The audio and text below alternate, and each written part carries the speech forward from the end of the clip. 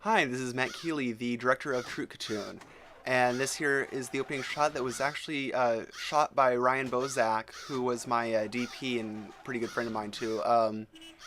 Anyway, I had the basic vague idea of how I wanted this to look, but he's the one who actually figured out how to do it. All the models there were done by my mother, actually. I wanted them to look very fake, just because I really enjoy the fakeness and that kind of thing. And that if you look at the map there, if you look very closely, you can see that it actually is says Trootcottoun on that map. But I spent a really long time working on that and attempting to get it good and clear and everything. And when I ended up loading it into Adobe Premiere, it completely pixeled out, even though it was like a gigantic PDF file that, if you had printed it out, it would have been, like, I don't know, 5 or 6, sheets by 5 or 6 sheets. It was just gigantic. And it just didn't work out because the wrong effect or something was used. But anyway, though, this is me doing the voiceover of Christopher Goodyear, as you couldn't tell from my atrocious, English accent. And the narrator is Douglas J. Mediated, who is actually Anna Tusing, a very good friend of mine. And with Douglas, I've never really figured out whether or not he's actually, or Douglas is a man with a woman's voice, or just an unfortunately named woman. I think that's just one of those mysteries that will, last throughout the ages. And either way, though, it's kind of amusing, I suppose. And anyway, these shots here were also done by Ryan, because they're actually, somewhat, fancy and such. He did, basically how to tell who shot what is, he did everything fancy, I did everything easy. Because I'm not the best at camera work, partially just because I don't see very well, so it's, I shot this because it's basically just a standing up the tripod and everything. Anyway, that's Joanne Lazowski, who was my advisor at the time, and it was actually looking really, we were really kind of worried whether or not she'd be able to do the role, because she had a lot of stuff going on, because she was going to sabbatical very shortly after that, and she was actually going to Africa to set up some I think they were gonna set up a radio station or something there. But anyway, though, she was going to leave, I think the next day or something like that, because she only had the one day to do it, and she was actually running really late, and I was really worried. And the original plan was for me to actually dress up in drag and do it if she couldn't do it, just so I could have a two shorts in a row in which had me in drag. But luckily she came through, and I didn't have to do a pepper pot type voice of of course, with a dignified name, I'm a dignified town, or anything like that, which would probably make this just really kind of irritating, because she is the main character of the piece, and I don't think people would really want to hear that for 16 minutes. I actually drew that. That's based on the White Horse of Uffington in Swindon, which is a big, there's chalk hills there, and primitive people carved out a drawing of a horse, which is actually really cool, and you can see it on the cover of XTC's English Settlement Record.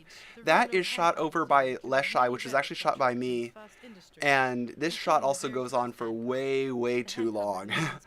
The thing is before doing this, I'd been working with doing radio dramas and such like that, and I kind of forgot that there's a picture component as well as the audio component of this kind of thing for a short film, and so I forgot and didn't actually think to cut to anything here until it was too late, and I realized, wait a minute, I've got a 45-minute shot there, and I actually drew that faux mural, which is also based on another thing in Swindon, where it was on the side of a building was this a mural of all the various famous people who came from Swindon, some actresses and actors, and XTC was on there, and some footballers and stuff. And then it ended up it was like really well known for being really pretty cool, and then it ended up getting like whitewashed over, I think, or maybe the building got torn down. I don't remember 100%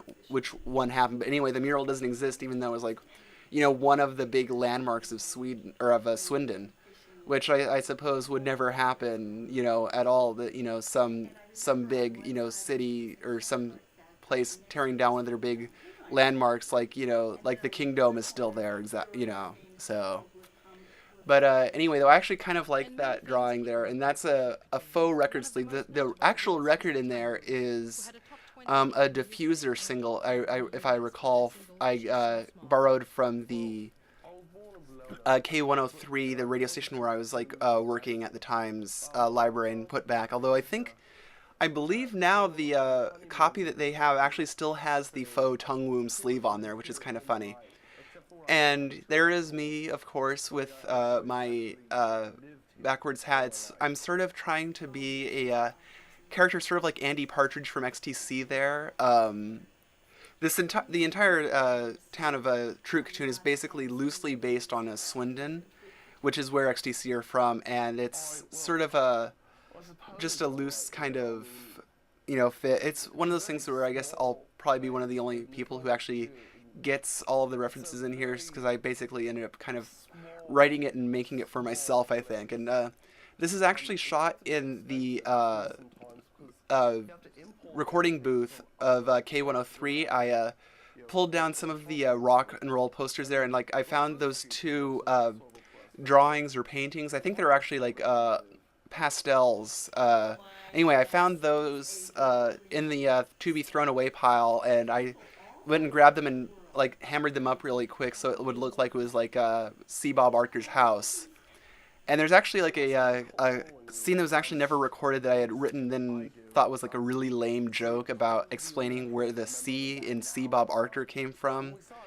And the joke was that it stood for chainsaw and that his parents were hippies, and then he pauses and says violent hippies, since, but it was such a lame joke. How about halfway through the delivery of it, I said, no, this is stupid, and chucked it. And by the way, I actually shot that one, or the sit down of me myself.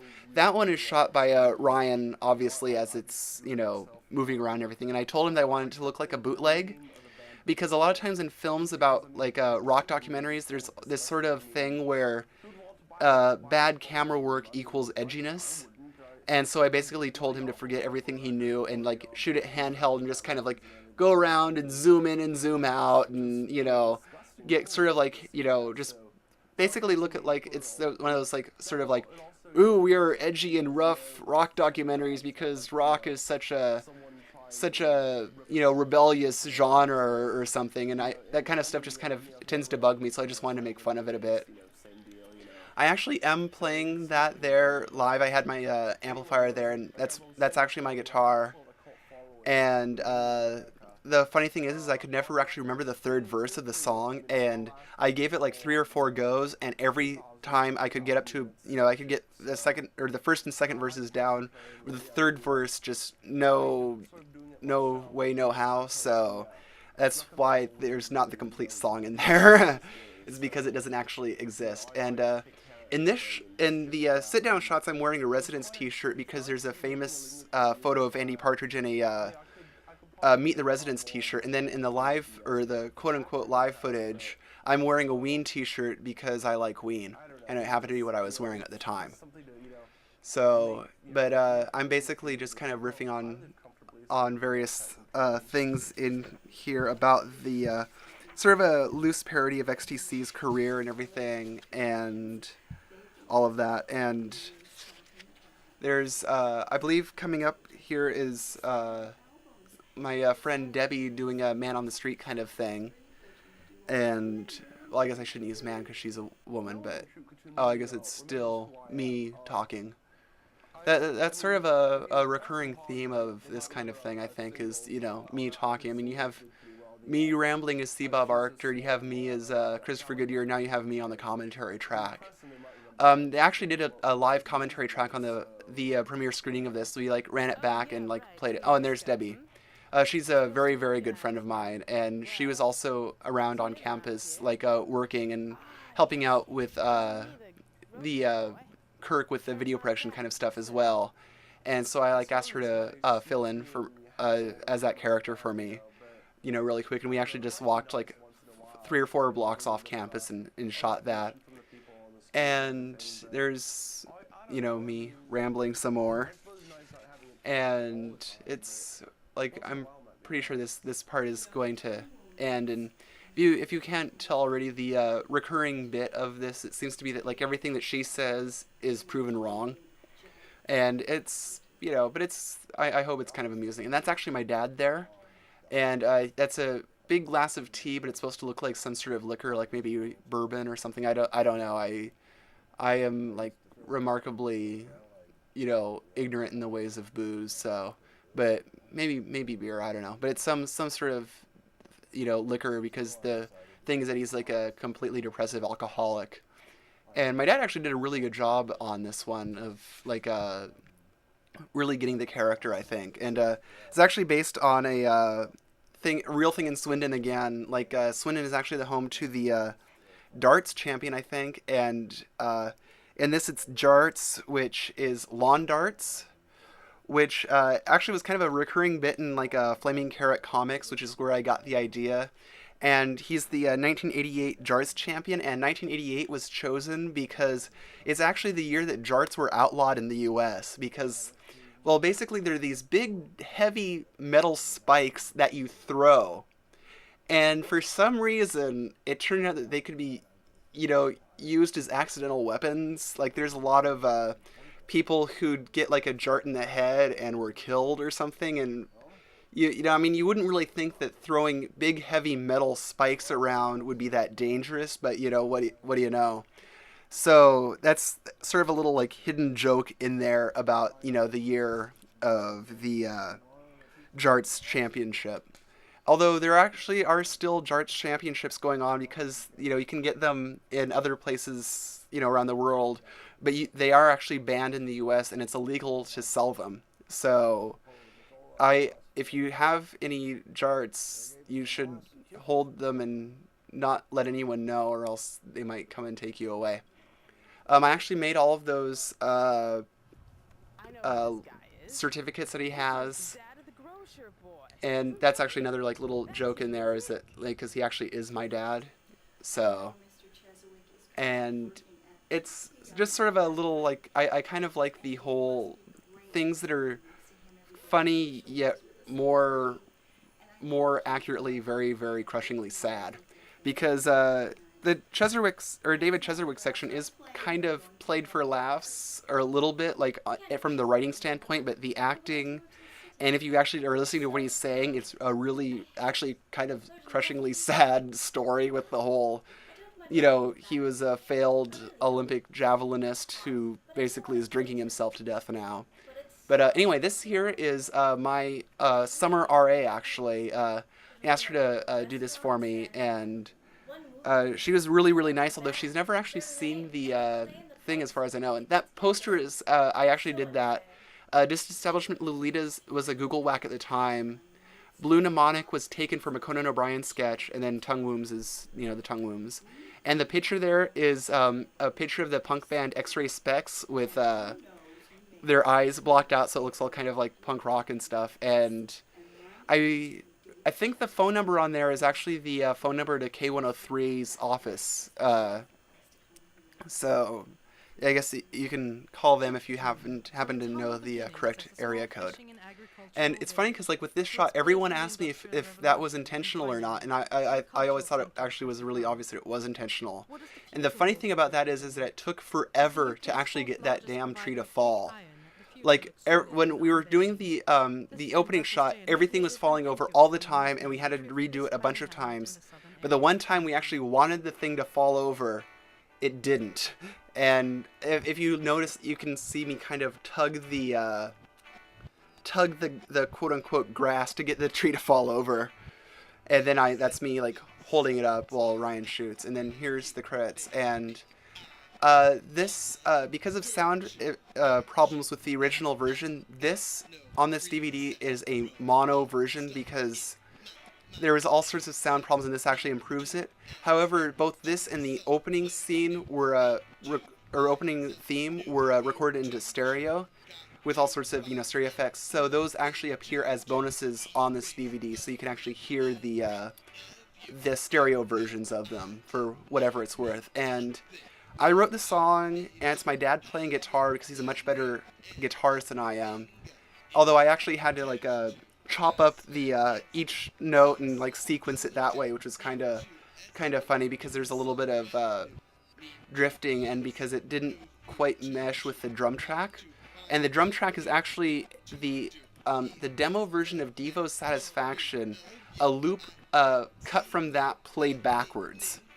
So that's kind of a little interesting thing there, I guess. And I was actually going to lay down a bass track for this too, but I actually ended up forgetting, which is kind of embarrassing, I suppose. But anyway, there's actually also there's a whole cutscene with Amelia Houseberry's bit too, where she was talking about people building forts and whatnot, but I didn't have the time to actually go and get the footage of the fort, so I just ended up cutting the whole segment.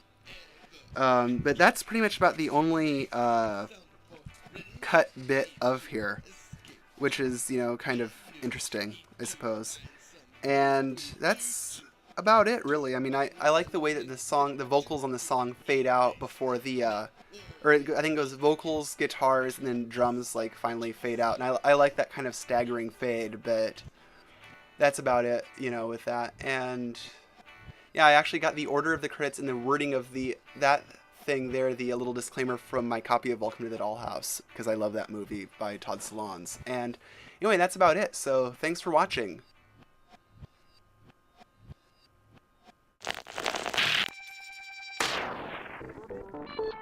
Ah!